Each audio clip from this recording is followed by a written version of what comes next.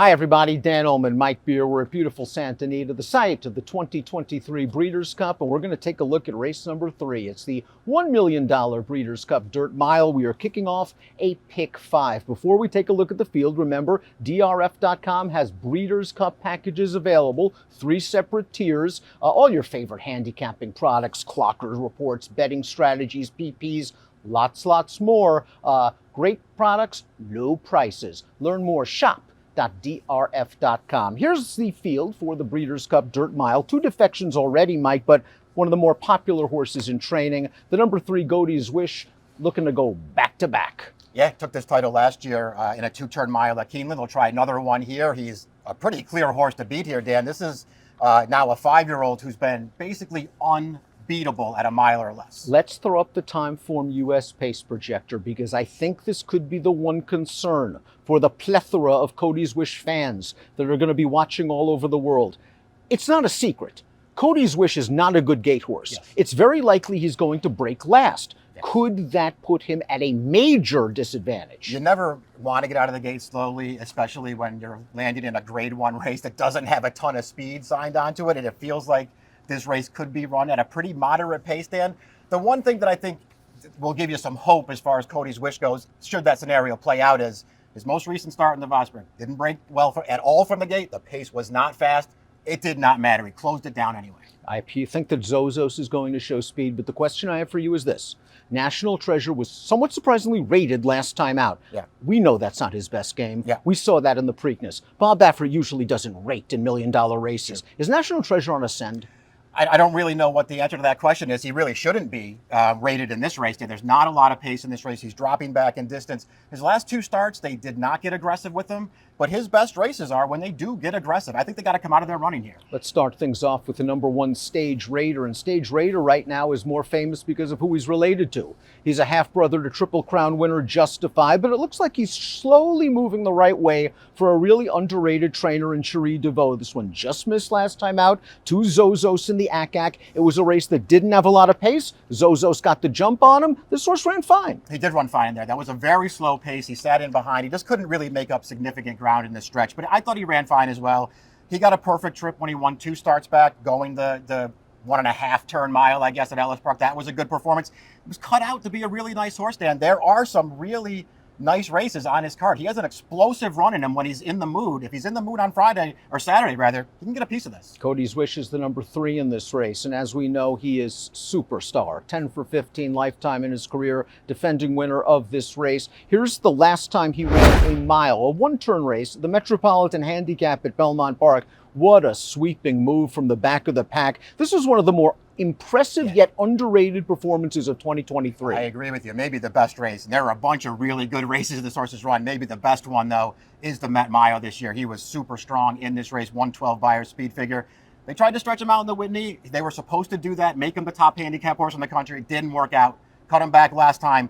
That victory in the Vosburg is way better than it looks. There was no pace. He had to make basically a 7-furlong run in that race. He did it. He won. I tend to agree. He didn't break. He was 4 wide on the backstretch. He went after a solid horse on the lead. Yeah. He was just way too good at odds on. A 100 Buyer might seem low for Godey's Wish. Hard to get a fast figure when Right. there is slow pace in front of you. Zozos is the number 4. He's always hinted that maybe he could be a top horse. And then he throws in a clunker like the race we saw in the Illman 2 starts back. A race on paper he had no business losing. Yeah. He came back, though, in the ACAC. He got a really nice ride from Florent Giroux, controlling moderate pace and sprinting on home. I'm not sure a moderate pace is there for him, but he'll be in the thick of things when they turn for home. Yeah, I'm not sure how moderate it can be either, Dan. I don't think it's going to be necessarily super fast either, though. That plays to his advantage. He's now won 3 races in a row at a mile. It feels like this is probably his best distance.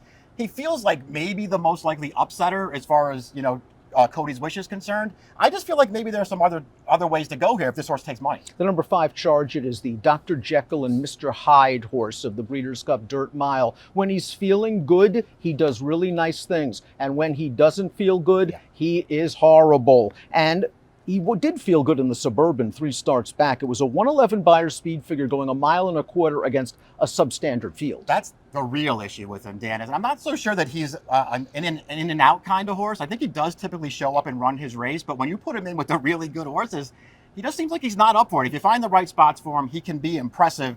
The big win, obviously, in his life is the mile that Dwyer as a 3-year-old, where he ran a 111 Beyer speed figure and blew that field out. That's a one-turn mile.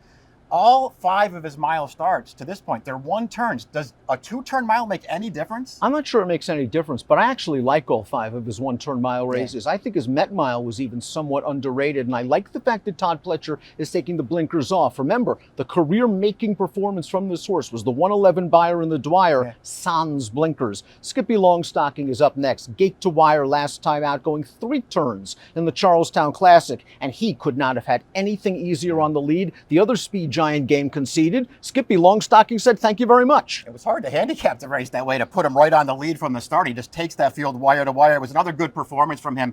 He's a rock solid horse, Dan. He's obviously not making the lead in here. They're going to drop him back in distance. I think that could be a little bit of a concern as well. But he's underrated, man. He outruns his odds at times. He is underrated. He has a good Beyer speed figure coming into this race, and he's tactical enough to sit just off the lead. We'll move on to the 8, Shirl's B, and he's going to be the longest shot on the board by a large margin. He's eligible for a non-winners of 2 life. His only win came in Dubai in his career debut. He has 1 start in North America. He didn't run very well in the Bourbon Trial. I'm not really sure what to say here, Dan. They're obviously just taking a shot in the Breeders' Cup Dirt Mile here. He's got an awful lot to prove. He's going to be a huge price. He probably needed that last race and can move forward second time back for an excellent trainer. But boy, he really has to improve a lot. And then we've got this year's Preakness winner, the number 9 National Treasure. And I think we questioned the quality of the Preakness almost immediately after the race was run. It was a beautiful ride from John Velasquez, who made the lead. No one else really seemed interested on going on with it. But give National Treasure his due. He fought hard in the stretch to win a head bob. The Belmont, I think it looks a little bit better than maybe it was on paper, because he was going pretty quick on the lead and he looked very comfortable at about the half-mile pole. I'm going to agree with you there. I thought he maybe ran an underrated race. I don't like his Preakness at all. I thought he maybe ran an underrated race in the Belmont. His last 2 races, I mean, I guess if you just want to say they rated him, it was a mistake. He's better when they go forward, and they're going to go forward this day. I guess that's a way to make a case for him, Dan. I'm still not sure how good he is. I think you can make a case and say, okay, he won the Preakness. He was game, even though maybe it wasn't a great performance. The Belmont was too far for him. The last 2 races were wet tracks where he didn't get to the lead. He's going to get a fast track here, and I think he's going to get a hustling ride. And at 8-1 on the morning line, if Cody's Wish doesn't break well, all of a sudden, Baffert at a price to open up things in the Breeders' Cup, it wouldn't be the most shocking thing in the world. You just can... No, you didn't. No. I don't like this.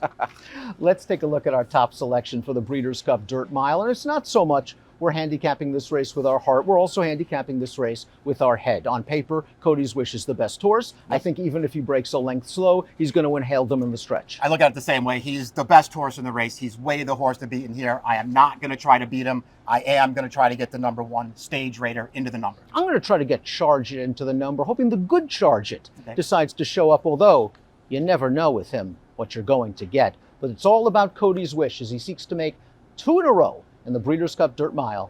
Best of luck.